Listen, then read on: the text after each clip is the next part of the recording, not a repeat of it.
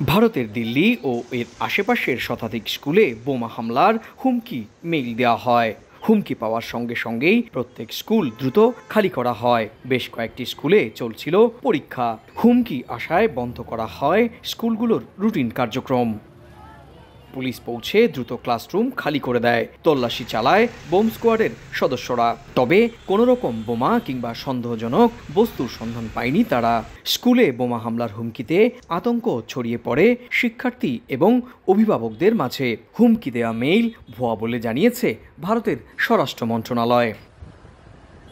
এদিকে দিল্লির ঘটনার ২৪ ঘন্টা আগে পশ্চিমবঙ্গের সচিবালয়, নবান্ন এবং রাজভবনে বোমা হামলা চালানোর হুমকি দিয়ে মেইল পাঠানো হয়। এক্ষেত্রেও পুলিশ কোনো সন্দেহজনক বস্তু উদ্ধার করতে পারেনি।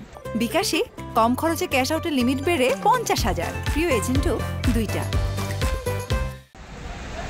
টেরোরাইজার 111 নামের একটি সংগঠন এর আগে কলকাতার ২ শতাধিক স্কুলে বোমা হামলার হুমকি দিয়ে মেইল করেছিল। অনেকেই মনে করছেন লোকসভা নির্বাচনের এই সময়টাতে নজর অন্যদিকে ঘোরাতে কোনো বিশেষ গোষ্ঠী এ ধরনের ভুয়া ফোন করে কিংবা মেইল করে বিভ্রান্ত করতে চাইছে প্রশাসনকে। সুব্রত আচার্য, সময় সংবাদ, ভারত।